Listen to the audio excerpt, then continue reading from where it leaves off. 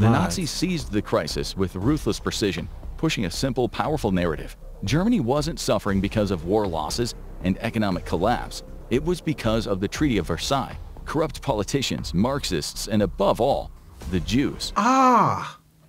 So he was blaming the Jews. It's hard to breathe, but that's alright. Yo, it's your boy again, Shady the one and only. And today, guys, we are going to jump into something really intense. How did the Nazi Germany come to power? It didn't just happen. The story is deep, messy, and kind of scary.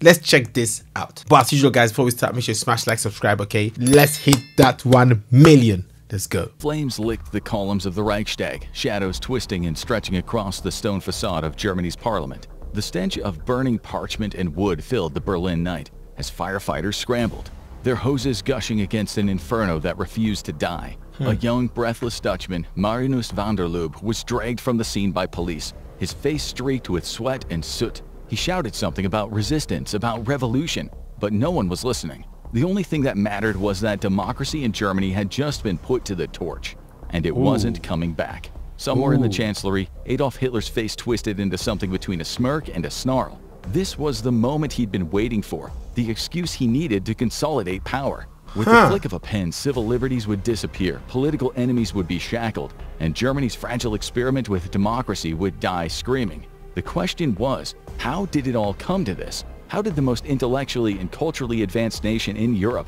let itself be hijacked by a fanatical ex-corporal who never even won a majority in any election? Okay, this is something I'm curious to find out. How did he get into power? How did he just jump in and become a dictator, even though he never won majority in any election? We're going to explain it all in today's episode of the Infographic Show. Let's go. What caused the rise of Nazi Germany?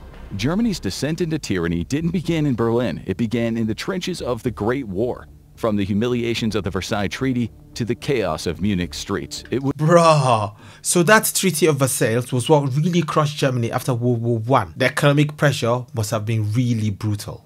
Caused the rise of Nazi Germany. Germany's descent into tyranny didn't begin in Berlin. It began in the trenches of the Great War. From the humiliations of the Versailles Treaty to the chaos of Munich's streets, it was there that a bitter, frustrated man with a ridiculous mustache found his calling. World War I shattered Germany, yet no enemy set foot on its soil. By 1918, victory seemed possible. German forces had pushed within artillery range of Paris. General Erich Ludendorff, Germany's de facto leader, launched one last desperate gamble. The Kaiserschlacht, or Ludendorff Offensive. Nearly 1 million men were thrown into an all-or-nothing push to break the Western Front before American reinforcements arrived. At first, it worked. Operation Michael devastated the British Fifth Army, but Ludendorff had no follow-up strategy.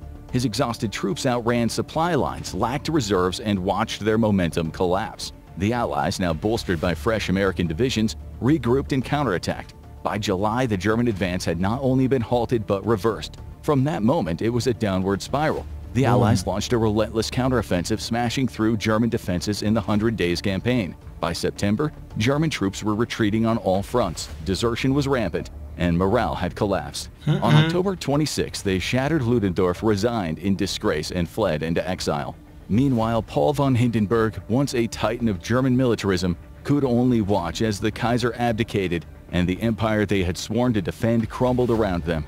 The mighty German war machine, which had terrorized Europe for 4 years, was never defeated in a single decisive battle. It had simply bled out. At home, hungry civilians cursed the Allied blockades that choked off food supplies. They watched as industry collapsed and sensed a new reality taking shape. Revolution was in the air. The Treaty of Versailles, signed on June 28, 1919, was meant to end one war, but instead it planted the seeds of another. So the Treaty of Versailles, yes, that was what planted the seed for another war. I see. Germany was given no room to negotiate, a crushing humiliation for a nation that had once seen itself as a European powerhouse. Under Article 231, the War Guilt Clause, Germany was forced to accept full responsibility for the war. But this wasn't just symbolic. It came with crippling financial reparations. Initially set at 132 billion gold marks, or $605 billion today, the reparations were 3 times Germany's GDP, and it would have taken over 50 years to repay, even if every penny of government revenue had been diverted to the debt. That was never an option. Their economy was crushed, squeezed. Like paper, it was burnt and the cinders to nothing. Germany's economy was already in ruins, industrial output had collapsed, trade was strangled, and hyperinflation loomed. The treaty wasn't just diplomacy, it was vindictive, petty politics, mirroring the humiliation Germany had once inflicted on France after the Franco-Prussian War in 1870. Versailles also crippled Germany's military, slashing its forces to 100,000 men and banning tanks, aircraft, and submarines. The Rhineland, an industrial heartland, was demilitarized and occupied by Allied forces. The most humiliating blow was the territorial losses. Germany forfeited Alsace-Lorraine to France, West Prussia to Poland, and its overseas colonies. To the militaristic, nationalistic German psyche, the treaty was more than punishment, it was designed to weaken them forever. The bitterness it created would outlast the government that signed it. The Weimar Republic, established in the wake of Germany's defeat, was doomed from the start. From the outset, the new republic was burdened by political instability. Left-wing communists sought to overthrow the government and establish a Soviet-style regime, while right-wing paramilitaries, the Freikorps, waged their own brutal campaigns against them. The economy teetered on collapse, the mark plummeted in value, and hyperinflation in 1923 reached nightmarish levels. You can feel the fear in that era. Like, imagine inflation so high, so bad, that your money becomes useless overnight. Useless. It becomes like monopoly money. Hyperinflation in 1923 reached nightmarish levels. People carted wheelbarrows of banknotes around just to buy bread. Strikes, assassinations, and attempted coups became the norm. The men who formed the first government, Social Democrats and moderate liberals, had no choice but to accept Versailles. The alternative was continued war and occupation, but signing the treaty branded them as traitors. In the eyes of the nationalists and former soldiers who believed that Germany had never truly been defeated on the battlefield. That's insane. Out of this anxious, humiliated Germany, Adolf Hitler emerged. The Durchstoßlegende, or stab-in-the-back myth, was spread by military leaders like Erich Ludendorff. It claimed that Germany hadn't truly lost World War I, but it was betrayed from within by socialists, communists, and Jews. The myth had just enough truth to be dangerous. Oh, so they felt that they didn't lose the war, but they were stabbed in the back by socialists, communists, and Jews. Okay. And that led to the rise of Hitler. The Ich bin Hitler, der Führer. I see. Yes, there was internal dissent and revolutionary uprisings, but they were the result of Germany's impending defeat, not its cause. Imagine a world power locked in a brutal war. The government promises victory is inevitable, until one day it suddenly surrenders. Soldiers return home feeling cheated, only to watch the economy collapse and be told their suffering was pointless. Now add a conspiracy theory, one that claims elites, radicals, or minorities secretly orchestrated the surrender for their own gain. It spreads like wildfire, offering an easier explanation than the truth, that the war was lost due to logistical, strategic, and political failures. For the soldiers and civilians who had invested everything in the war, this lie is easier to stomach than the reality of national defeat. That was exactly the kind of emotional wound the Durchstoßlegende exploited in post-World War I Germany. It gave people an enemy to blame, a way to redirect their anger and humiliation. And as that resentment festered, a charismatic young Austrian came along, ready to turn that anger into a movement. Enter Adolf Hitler, a failed artist turned soldier turned political agitator. In 1919, he was just another bitter veteran, a man who had spent 4 years dodging bullets, shrapnel, and gas with varying degrees of success. But he had something most of his comrades didn't, a gift for oratory. Hitler could speak, and when he spoke, people listened. He started as an informant for the military, spying on radical groups in Munich, but he quickly realized that he had more in common with the radicals than his employers. One group, the German Workers' Party, or DAP, caught his eye. They were small, disorganized, and full of crackpot theories about race and national destiny, but Hitler saw potential. He joined them and he soon found his new home. The DAP was little more than a fringe group of anti-Semitic, ultra-nationalist ideologues ranting in Munich beer halls. Then Hitler picked up a microphone. Their mix of xenophobia, paranoia, and anti-Versailles fury was the perfect fuel for his ambitions. But Hitler didn't just join the party, he hijacked it. With sheer force of personality, he bullied, outshouted, and outmaneuvered its original leaders, twisting the obscure movement into his personal machine of power. By 1920, he had helped rebrand it as the National Socialist German Workers' Party, or NSDAP, the Nazi Party. Within just 2 years, he was its undisputed leader. But Hitler's rise wasn't just about fiery speeches and brute ambition, it was also about knowing how to cultivate powerful allies. His first and most important backers were the Freikorps, bands of right-wing paramilitaries, many of them embittered veterans like himself, who had been fighting communists in the streets since the war ended. They provided muscle for the Nazi cause, breaking up socialist rallies and intimidating political opponents. Then came the money. Wealthy industrialists like Fritz Thyssen and Emil Kirdorf saw potential in Hitler, not just as a radical agitator, but as someone who could be manipulated to crush communism and keep German industry intact. By 1923, Hitler was convinced he could overthrow the Weimar Republic. He had been studying Mussolini's 1922 March on Rome, where the Italian fascist leader had strong-armed his way into power with... Oh, so he studied Mussolini. Wow. So his rise wasn't just automatic. It was gradual, strategic, and very well planned. He orchestrated the whole thing. The dramatic show of force. Hitler believed he could do the same in Bavaria, Germany's most conservative and nationalist stronghold. The plan was to seize Munich, rally for support from right-wing factions, and then march on to Berlin to topple the government. It was audacious, reckless, and doomed from the start.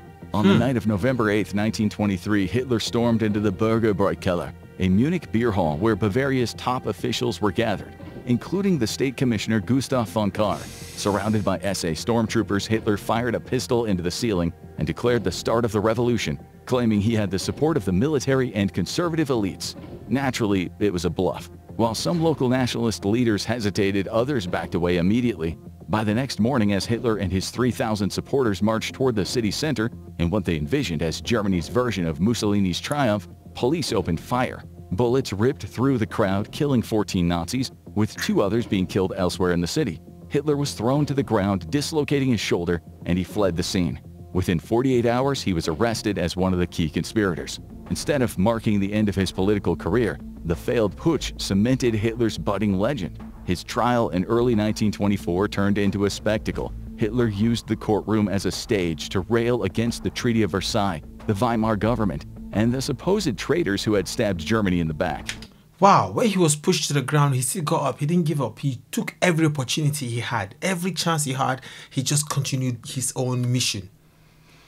This is some craziness, bro. The man never gave up. Sentenced to 5 years in Landsberg prison, he served only 9 months, time he spent fuming and dictating Mein Kampf to his loyal follower Rudolf Hess. Hitler's rambling, hate-filled manifesto laid out his vision for Germany: destroy the Treaty of Versailles, crush communism, and create a racially pure German empire. It was deranged, but it struck a chord with a growing number of Germans who felt betrayed and humiliated in the aftermath of World War I. Far from being silenced, Hitler emerged from Landsberg a national figure, a political martyr, manifesto author, and a veteran who had sacrificed for Germany's future. More importantly, he'd learned a valuable lesson. Armed insurrection wouldn't work. If he wanted to seize power, he would have to do it legally by dismantling democracy from within. By the late 1920s, the Nazi Party was still a political afterthought.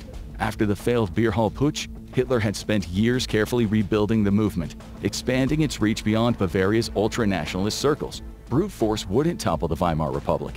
Hitler had to win over the people, erode the system from within, and outmaneuver his political rivals in their own game. For years, Hitler's Nazis remained on the fringes, polling in the low single digits. But the economy was stabilizing, Weimar Republican politics, while chaotic, was holding together, and radical parties like the Nazis were seen as little more than a nuisance. Then in 1929, everything changed. The Great Depression hit Germany like a sledgehammer. Boom. The economy, already fragile from the weight of war reparations, spiraled into a collapse. Unemployment skyrocketed from 1.3 million in 1929 to 6 million by January 1933. Every situation, every person has a story. I only knew roughly about the Nazis, but how Hitler got to power, that I didn't know. I thought he just went in by brute force and took over. But from what we can see, it was a mixture of different things happening together. What he could see was the silver lining. He saw that fine line and he took opportunity. He saw opportunity and grabbed it.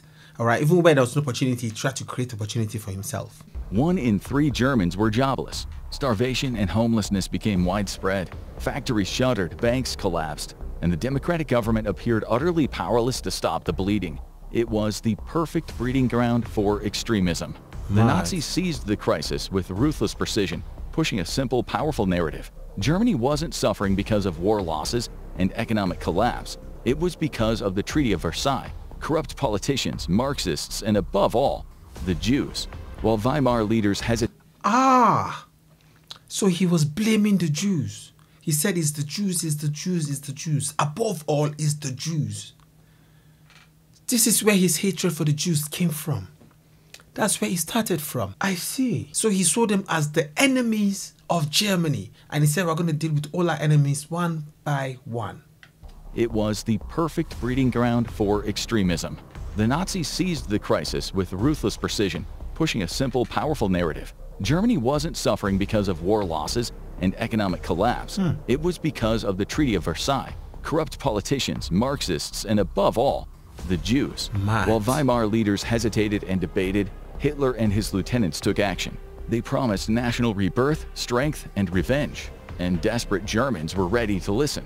In the 1930 parliamentary elections, the Nazis made a staggering leap. They went from just 2.6% of the vote in 1928 to 18.3%, winning 107 seats in the Reichstag, making them the second largest party in Germany. It was a seismic moment in German politics. The Nazis had mastered the art of mass appeal, blending fiery rhetoric with sophisticated propaganda. Goebbels, now Hitler's chief propagandist, carefully orchestrated rallies that presented Hitler as the savior of the nation. The party positioned itself as the only force capable of restoring order, appealing to everyone from war veterans and the unemployed to disillusioned conservatives who feared a communist uprising.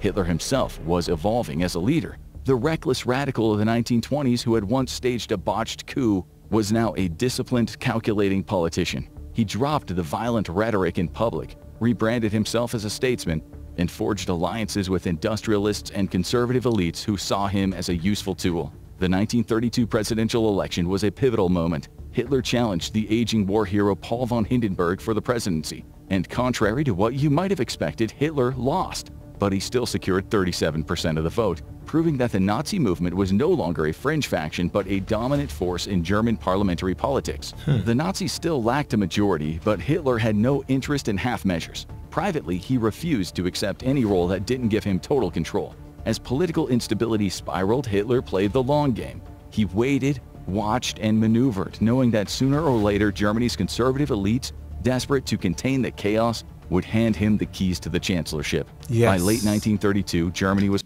So inasmuch as the man had his evil intentions, his evil plans, okay, there's just one thing I can see in here. And that is, when you have a plan, don't give up on your plan. Keep on going, keep on going, keep on going. You achieve your plan. I mean, but Hitler should have been an example for anybody to use, because what he did, the evils, they were shocking. They were horrific, absolutely. Interest in half measures. Privately, he refused to accept any role that didn't give him total control. As political instability spiraled, Hitler played the long game. He waited, watched, and maneuvered, knowing that sooner or later Germany's conservative elites, desperate to contain the chaos, would hand him the keys to the chancellorship. By late 1932, Germany was falling apart. The Reichstag was paralyzed. The economy was in freefall. The streets were battlegrounds as Nazi stormtroopers and communist militants clashed in waves of violence. The Weimar Republic wasn't governing. It was barely surviving. Lurching from one crisis to the next, it cycled through a carousel of ineffective chancellors, each more powerless than the last. President Paul von Hindenburg was now an aging, increasingly senile figure who loathed Adolf Hitler personally. I mean, the whole situation is looking hopeless. It was looking so hopeless for the people, and it was like they started clinging on straws. They started dragging any straw they can get. They were just finding them, holding onto them. Whatever can get us out of this hopeless situation, we want it. When human beings get to that hopeless state, it's like they seek anything as a solution. Anything. President Paul von Hindenburg was now an aging, increasingly senile figure who loathed Adolf Hitler personally, dismissing him as a vulgar bohemian corporal. Yet, despite this contempt, the very people who surrounded Hindenburg would soon convince him to hand Hitler the chancellorship. It was an act of political short-sightedness, so catastrophic that it would doom Germany to the abyss. The key players in this fatal decision were former Chancellor Franz von Papen and General Kurt von Schleicher. Bitter rivals locked in a power struggle for control of the government. Von Papen, a monarchist aristocrat, had lost the chancellorship to von Schleicher in December 1932 after failing to control the Reichstag. Schleicher, in turn, schemed to form a coalition hoping to lure the moderate wing of the Nazi Party while isolating Hitler from his radical followers. But Hitler refused to play along. Schleicher's plan collapsed, and within weeks he was losing favor with Hindenburg. Von Schleicher, the more pragmatic of the two, saw that Hitler's Nazi Party had become too big to ignore. He planned to split the movement. He figured he could tempt the moderate Nazis away from Hitler by offering them government positions, thereby turning the Nazis into a controllable asset rather than a revolutionary threat. But the plan backfired. Hitler saw it coming, forced the malleable moderates out of the party, and kept his movement intact. Von Schleicher, now exposed and isolated, lost favor with President Hindenburg, who saw him as an ineffective manipulator rather than a strong leader. And von Papen saw his chance. He was determined to claw his way back to power. If von Schleicher had tried to undermine Hitler, von Papen's approach was the opposite. Instead of blocking him, he would invite him in, believing that he could control him from within the system. He assured Hindenburg and other conservatives that Hitler could be hired as chancellor but kept on a leash, surrounded by experienced politicians who would limit his power. It was a stunning miscalculation. Hindenburg's advisors, especially his son Oskar von Hindenburg, who had been heavily courted by the Nazis, began warming to the idea. The Nazi movement was the largest political force in Germany, and ignoring Hitler any longer risked further unrest.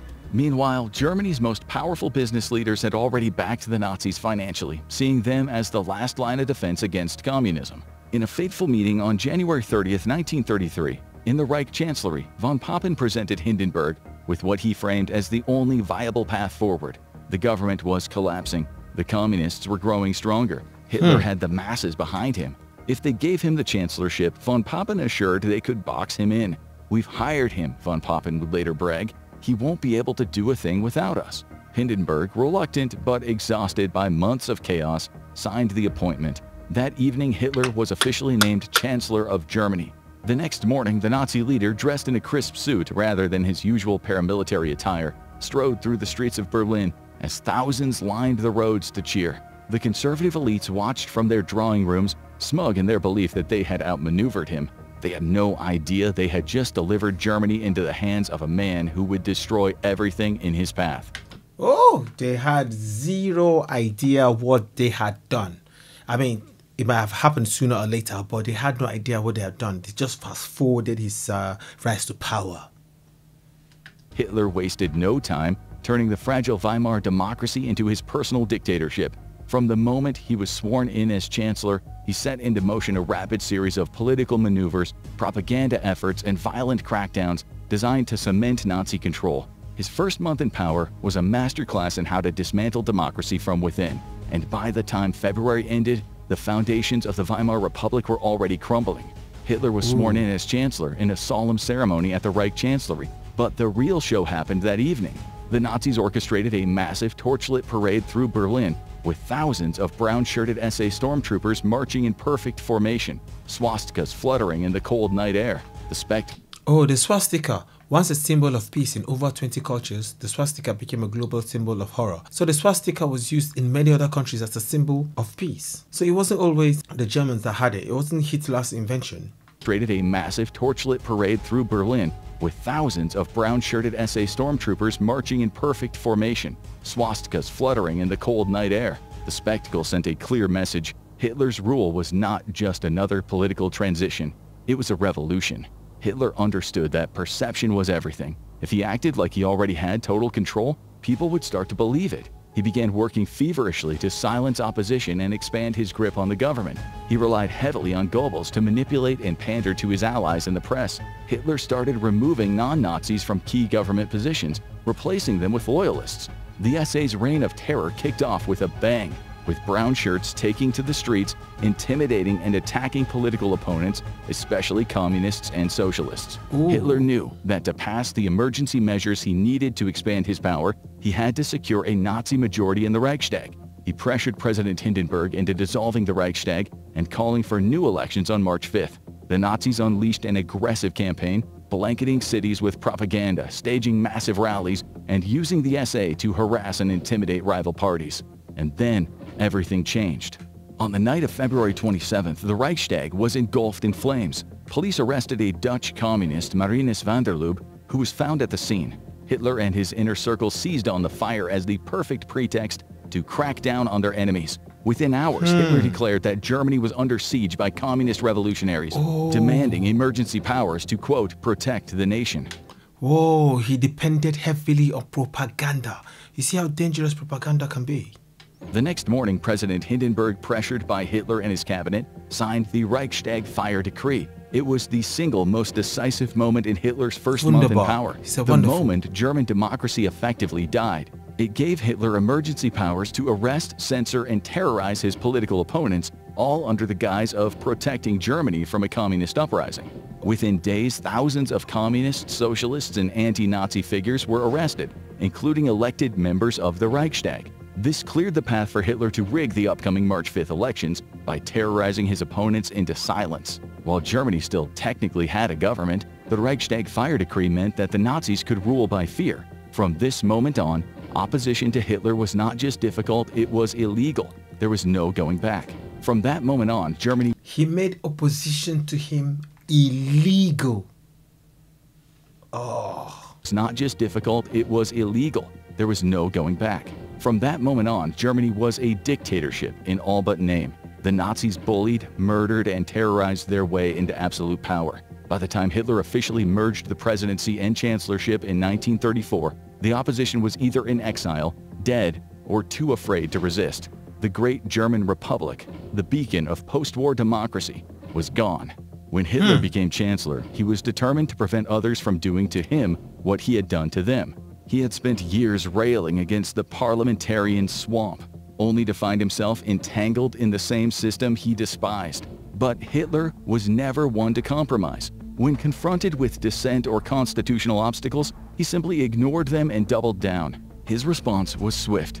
The very next day, he called for new Reichstag elections in early March and sent a memorandum to Nazi Party leaders. After a 13-year struggle, the National Socialist movement has succeeded in breaking through into the government. But the struggle to win the German nation is only beginning, he declared. Then ominously, he added, the National Socialist Party knows that the new government is not a National Socialist government, even though it is conscious that it bears the name of its leader Adolf Hitler. In other words, he was preparing to go to war with his own government to ensure it bent to his will. The Reichstag elections proceeded as planned. But even with this ruthless suppression, the Nazis secured only 44% of the vote. It wasn't enough for an outright majority, but it was enough to form a coalition and set the stage for the next, more decisive step in Hitler's path to total power. The crackdown was swift and ruthless. By March 6th, just one day after the elections, Nazi stormtroopers seized state government buildings across Germany. Swastikas were hoisted over public institutions, opposition politicians fled or were arrested, and thousands were thrown into Schutzhaft, protective custody, a euphemism for indefinite detention without trial. Prominent figures like Otto Wels, leader of the Social Democrats, and Heinrich Held, Bavaria's minister-president, escaped to Switzerland as the machinery of repression roared to life. Hindenburg, the only man with the legal authority to stop it, remained silent. Then on March 23rd, the final death blow came. The Reichstag convened in the Kroll Opera House, its former chamber still a charred ruin. Hitler, dressed in a brown SA uniform, presented the law to remedy the distress of the people and the Reich, now known as the Enabling Act. The law would grant Hitler the power to legislate without Reichstag approval, effectively rendering the parliament obsolete. He gave himself total power, complete control. The remaining centrist and conservative delegates, bullied and intimidated, caved. The Enabling Act passed, handing Hitler the unchecked dictatorial authority he always craved. In the aftermath, Joseph Goebbels, who had orchestrated much of the Nazi propaganda machine, would later gloat over the sheer irony of it all. The National Socialists, he marveled, had succeeded in dismantling a federated constitutional republic entirely through constitutional means. The final cruel joke on democracy, he observed, was that it gives its mortal enemies the means to its own destruction. You see how people can use the law, they can use legality to take over. He came in, used legality and took over. That is insane. And we are kind of seeing that happening in the UK too. Yeah, something like this happening in the UK. It's very slow, but if you look at it, you can see the trend. Something is going on there. People need to study history. You need to study history. All right, you need to study it. If not, we're going to repeat it. In fact, we are bound to repeat it. Actually, not repeat it exactly. We are bound to make history rhyme. Germany was no longer a democracy. Hitler had ascended and the nightmare had begun. From the moment he secured absolute power, every move was a calculated step toward war. He wasted no time dismantling the last remnants of democracy and molding Germany into a war machine. The world, still reeling from the horrors of World War I, was hesitant to confront him, and he exploited that hesitation masterfully. One of Hitler's first and most critical decisions was withdrawing Germany from the League of Nations in 1933. He had no interest in diplomacy, only domination. Over the next few years, he ramped up military production, violating the Treaty of Versailles by reintroducing conscription in 1935 and expanding the army beyond the permitted 100,000 men. That same year, he unveiled the Luftwaffe, Germany's new air force, and began constructing a navy capable of challenging Britain. Emboldened by weak international responses, Hitler sent his troops into the Rhineland in 1936, a blatant violation of the Versailles Treaty. The French had the power to stop him. They could have crushed the move instantly, but they hesitated, and Hitler learned a crucial lesson. The Allies lacked the resolve to stop him. That realization fueled his next bold maneuver, the Anschluss with Austria in 1938. He kept learning on the go. He never stopped learning. He kept learning. Every time he encountered an obstacle or every time he had a success, he learned from it. He learned from it. He didn't think that he knew everything. The only thing that he knew was that he wanted power, total control, but he kept going. Through a calculated mix of political pressure and military intimidation, Germany annexed Austria without firing a single shot. Later that year, Hitler set his sights on Czechoslovakia's Sudetenland, a region with a large German-speaking population. At the infamous Munich Conference in September 1938, Britain and France, desperate to avoid war, chose appeasement. They handed Hitler the Sudetenland in exchange for an empty promise of peace. But Hitler was never satisfied. By March 1939, he had taken all of Czechoslovakia. The final step to war came in August 1939, when Hitler shocked the world by signing the Molotov-Ribbentrop Pact with Stalin. This non-aggression agreement secretly divided Poland between Germany and the Soviet Union. Just days later, on September 1, 1939, Hitler unleashed his famous Blitzkrieg, invading Poland and triggering World War II. The gamble had paid off once again. Hitler had manipulated his enemies into inaction, and Europe would soon pay the price. The lesson? Democracies don't die overnight. They rot from within. One crisis, one compromise, and one cowardly decision at a time. Could Nazi Germany have been stopped, or was its rise inevitable? What do you think played the biggest role? Economic collapse, political failures, or something else? Drop your thoughts in the comments. Now go check out Hitler's reign during World War II day by day, or click on this video instead. Wow, that was intense. That was the intensity of intense. Madness. History can be very terrifying, but we still need to learn from it. We still need to study it and learn, no matter how horrific it could be. Because as you can see, Hitler's rise wasn't by magic at all. It was a reaction to pain, anger, and broken systems in Germany back in the day. This one is a very stark reminder of how dangerous propaganda and blind loyalty can be. You need to open your eyes and see and know for yourselves. Before you go for a protest, before you support any leader, before you support any country, before you take sides in any wars, before you go pro-Palestine, before you go pro-Israel, before you go pro-this, pro-that, anti-this, anti-that, you need to know, you need to learn, you need to research, you're right, you need knowledge. Knowledge is very important. Okay, blind loyalty, there's no more time for that. And also, I learned how Hitler started hating the Jews. Because I was wondering, what spurred him? What caused him to just hate the Jews? Now I can see, he said they are our enemies and he's going to destroy them one after the other. He said the Treaty of Versailles, the Communist Party, the Socialist Party, and above all, the Jews. Anyway guys, let me know your thoughts in the comment section and we're going to talk. Peace out. Oh, I love you more than words can say. You are me. Oh, you are the light that shines in my way. You are me. Oh.